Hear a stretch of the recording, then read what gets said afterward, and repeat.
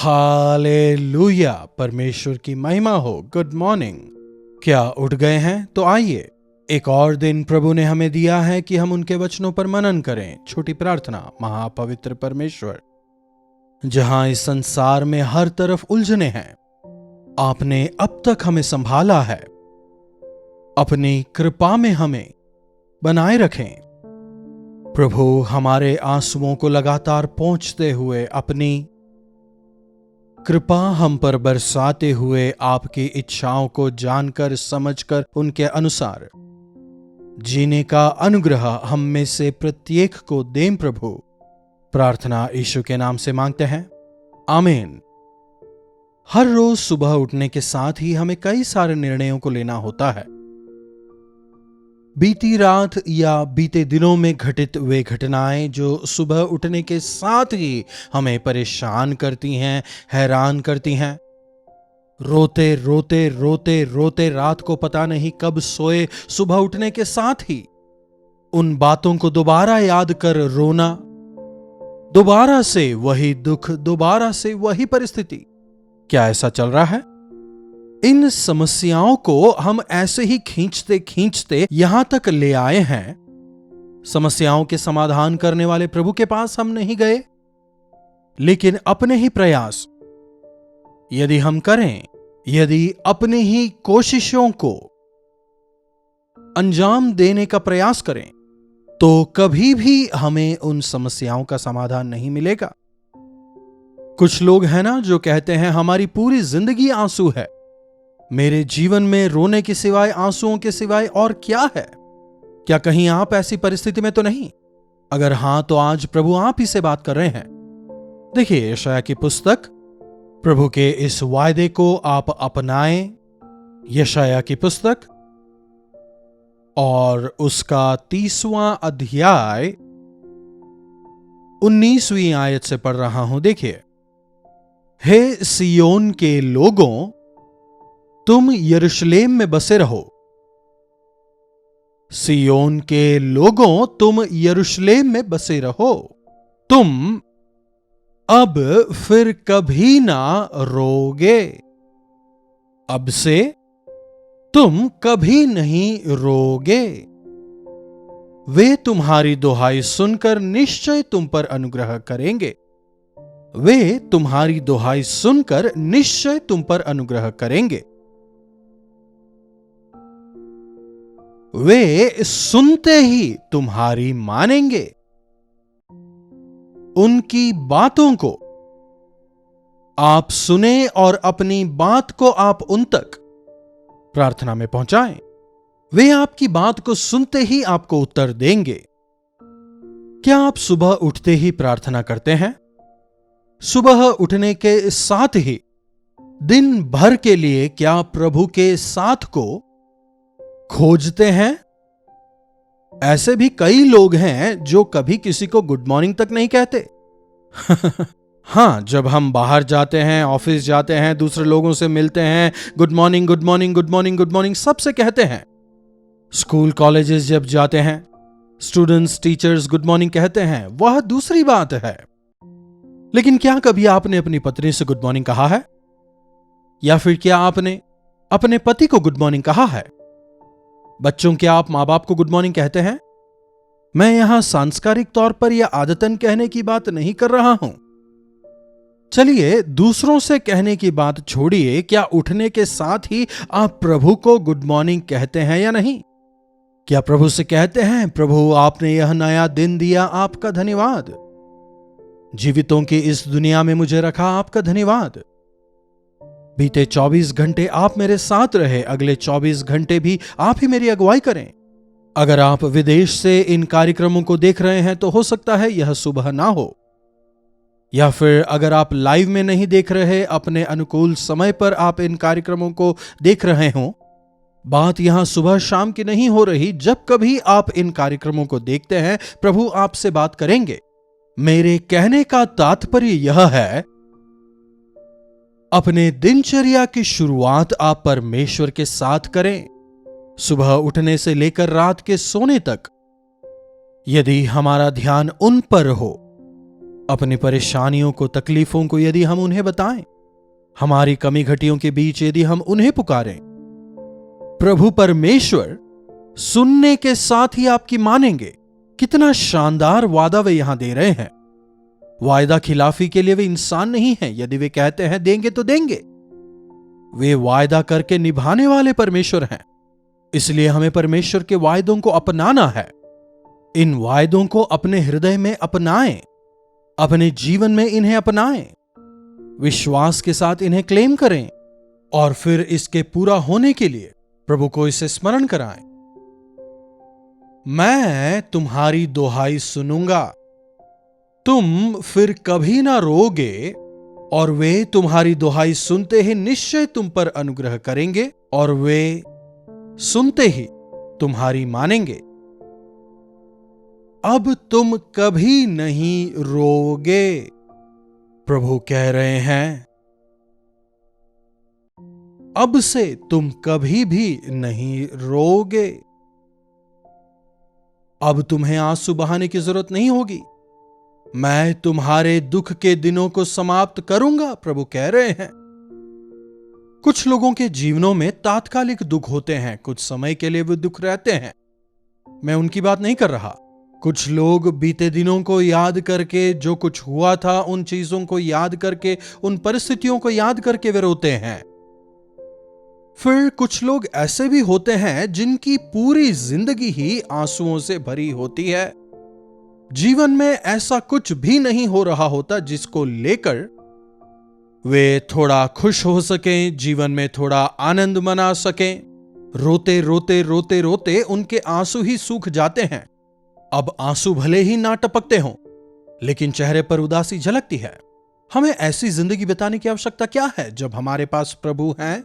संकट में तू मुझे पुकार, प्रभु कहते हैं ना। अपनी समस्या तू मुझे बता, तू मुझे पुकार, मैं तेरी सुनूंगा, मैं तुझे छुड़ाऊंगा, मैं तेरे आंसुओं को पहुंचूंगा, मैं तुझे आगे बढ़ाऊंगा। इतने महान परमेश्वर आपके साथ हैं यदि आप विश्वास करें। यदि आप अपने भरोसे को प्रभु परमेश्वर पर लगाएं, तो वे आपको आपकी उन समस्याओं से, उन कष्टों से, उन आंसुओं से अवश्य ही बाहर निकालेंगे। वे नहीं चाहते कि आप हारा हुआ जीवन बिताएं। क्या कभी आपने ऐसे माता पिताओं को देखा है जो चाहते हैं कि उनके बच्चे हारा हुआ जीवन जिएं, आंसू बहाते हुए कष्ट में होकर जीवन बिताएं? क्या कभी देखा है? बताएं। जब हम बुरे होकर जानते हैं हमारे बच्चों को अच्छी चीजें देना, तो फिर हमारे स्वर्गीय पिता, जिन्होंने मनुष्यों की रचना अपने स्वरूप में की है, क्या वे कभी हमारा बुरा चाहेंगे? क्या कभी वे चाहेंगे कि उनके संतान निरंतर आंसुओं में जीवन बिताएं? जी नहीं, बिल्कुल नहीं। क्या आप इन बातों पर विश्वास करते हैं? केवल गुड फ्राइडे के दिन ही नहीं, हर रोज हमें याद करना है कि यीशु हमारे लिए मारे गए। उनके कोड़े खाने द्वारा हमें चंगाई मिली है। क्या आप विश्वास करते हैं कि यीशु मसीह ने अपने लहू के द्वारा हमारे लिए एक नई वाचा दी है? उनके घायल होने की वजह से हमें चंगाई मिली है, हमारे घावों को ठीक करने के लिए, मानसिक घावों को, शारीरिक घावों को। कई लोगों की जिंदगियों में घाव इतने गहरे हो जाते हैं कि वे भर ही नहीं पाते। इस वचन को सुनने के दौरान आपकी परिस्थिति क्या है मैं नहीं जानता। यह वचन आप तक प्रभु क्यों पहुंचा रहे हैं मैं नहीं जानता, लेकिन यदि विश्वास करेंगे तो चमत्कार देखेंगे। अब से तू कभी भी आंसू नहीं बहाएगा। वे सुनते ही तुम्हारी मानेंगे।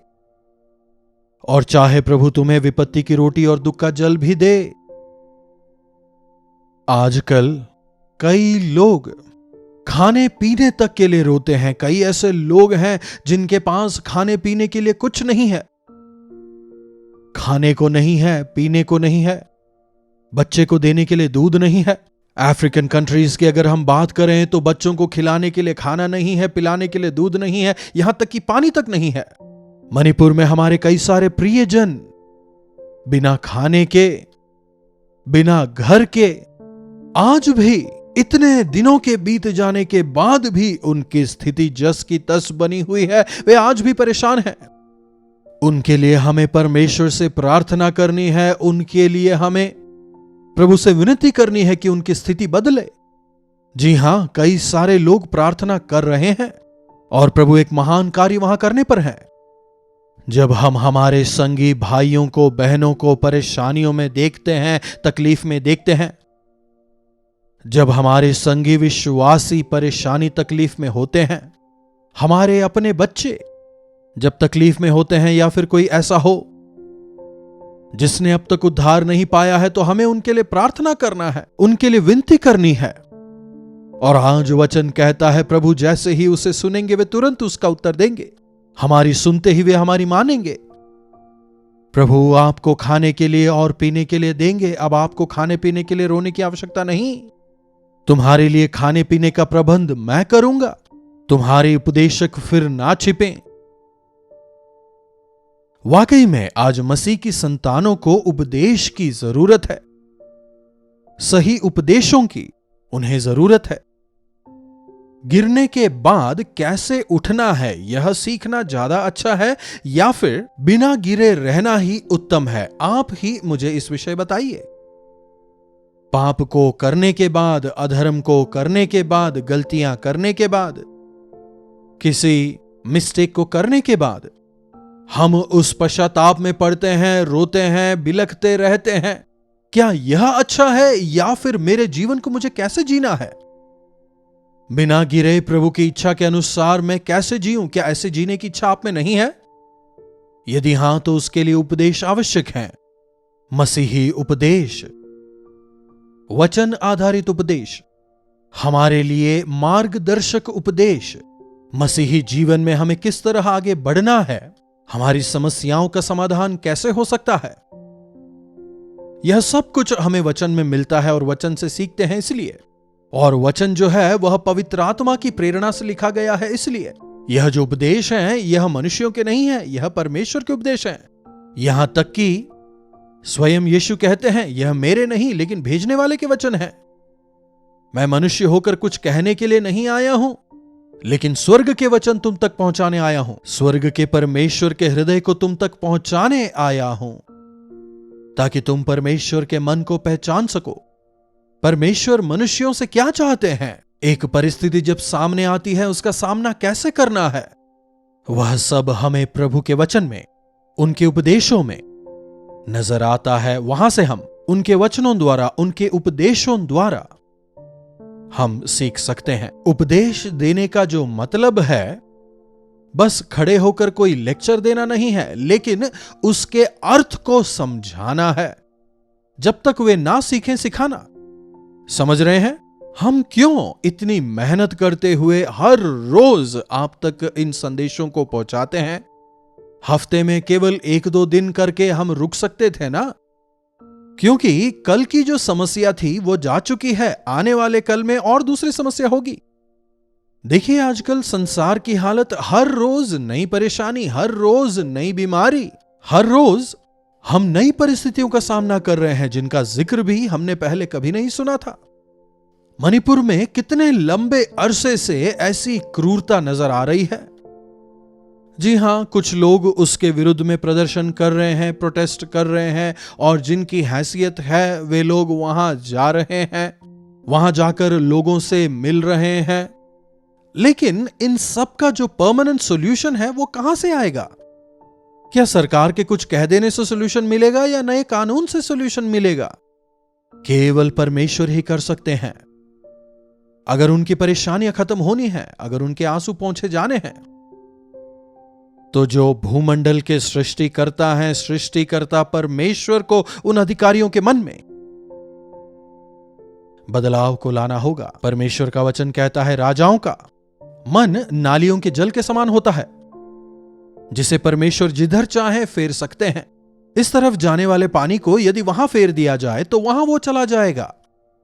परमेश्वर ने जैसे समय को बदला है, परमेश्वर अधिकारियों के हृदय को, उनके मन की सोच को, उनके दिमाग में क्या उभरता है उसको कंट्रोल करके बदल सकते हैं। और यह केवल परमेश्वर के द्वारा ही संभव है। हर अधिकार ऊपर से आता है। अधिकारियों के पास जाकर उनसे बहस करना नहीं, प्रभु के सामने जाकर प्रार्थना करना सीखें। तब परमेश्वर आपकी परिस्थितियों को बदलेंगे। मणिपुर राज्य में जो लोग हैं, वे चाहे मसीही हों या फिर कोई दूसरे धर्म के हों, यह भी आवश्यक नहीं। हम सभी परमेश्वर के स्वरूप में रचे गए हैं। वहां से आने वाले समाचारों को जब हम सुनते हैं, एक जाति बुरी है, एक जाति अच्छी है, एक जाति में प्रभु को विश्वास करने वाले हैं, दूसरी जाति में विश्वास करने वाले नहीं, ऐसा नहीं है। हर जाति में विश्वासी लोग हैं। अकाल, बाढ़, तूफान जब एक स्थान पर आता है तो सभी को उसको सहन करना होता है। जितने लोग वहां पर रहते हैं सभी बाधित होते हैं। इसलिए अगर हम विनती करें, परमेश्वर उपदेशकों को आपकी आंखों से ओझल नहीं होने देंगे। 21वीं आयत, और जब कभी तुम दाहिनी व बाईं और मुड़ने लगो, तब तुम्हारे पीछे से यह वचन तुम्हारे कानों में पड़ेगा, मार्ग यही है, इसी पर चलो। आपको जब कभी जो कोई डिसीजन लेना हो, किस और मुड़ना है, क्या दाहिनी ओर या फिर बाईं ओर, क्या मुझे इधर जाना है या फिर मुझे उधर जाना है, मुझे जाना है या नहीं जाना है, जब आप सोचेंगे तब पीछे से प्रभु की आवाज आपको सुनाई देगी, this is the right path. Yes, ऐसी परिस्थितियों में जो सही है हमें वही करना चाहिए। एक गलती को छुपाने के लिए दूसरी एक और गलती करना सही नहीं है। गलती को गलती से कवर करने का कोई लाभ नहीं। बुराई को तुम अपनी अच्छाई से ढांपो, परमेश्वर का वचन हमें सिखाता है। इसलिए हमारी दुखों का कारण चाहे परिस्थिति हो या फिर चाहे कोई इंसान, आज हम जिस भी वजह से आंसू बहा रहे हों, अब से तुझे आंसू नहीं बहाना होगा। मैं तेरी सुनते ही मानूंगा। हमारी विनती को सुनते ही हमें छुड़ाने के लिए हमारे परमेश्वर हैं। इस वचन पर विश्वास करें और विश्वास करते हुए उन्हें परमेश्वर के सामने लाएं और परमेश्वर के छुटकारे को देखें। प्रार्थना। महापवित्र पिता परमेश्वर, जी हां परमेश्वर, जब हम इस संसार में रहते हैं हमारे सामने कई सारी परेशानियां, कई सारी विपत्तियां आती हैं जो हमें कई बार आंसू बहाने पर मजबूर कर देती हैं। लेकिन प्रभु, आपके आज के इस वचन के लिए हम आपके शुक्रगुजार हैं प्रभु कि आप हमें छुड़ाने वाले हैं। हमें किस मार्ग पर चलना है आप हमारी अगुवाई करेंगे। प्रभु, आप हमारी विनती सुनते ही उन्हें मानेंगे, यह आपका वायदा है। इन वायदों पर विश्वास का अनुग्रह हमें दें। प्रार्थना यीशु के नाम से मांगते हैं, आमीन। अब हमारे पिता परमेश्वर का प्रेम, प्रभु यीशु मसीह का अनुग्रह, पवित्र आत्मा की संगति और सहभागिता हम में से प्रत्येक के साथ आज, कल और सदा सर्वदा बनी रहे। आमीन। आप कहां से हमसे जुड़ रहे हैं? लाइव चैट पर आएं, अपने और अपने शहर का नाम बताएं, प्रभु की स्तुति करें, प्रभु की महिमा करें। प्रभु अपने चमत्कार को दिखाएंगे। साथ ही साथ अपने प्रार्थना विषयों को आप हमें 9884907779 पर व्हाट्सएप या वॉइस मैसेज द्वारा भेज सकते हैं। हम अवश्य आपके छुटकारे के लिए प्रार्थना करेंगे। प्रभु आप सबों को आशीष दें।